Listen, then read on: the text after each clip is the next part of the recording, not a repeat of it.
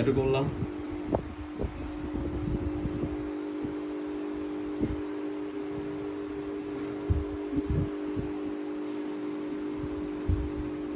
একদিনে ভাই অনেকগুলো ট্যাটু করলো। হ্যালো ভাই কই থেকে আসছেন? ভাই, আমি আসছি বগুড়া সদর কান্দার থেকে। ওকে, ট্যাটু কেমন হয়েছে?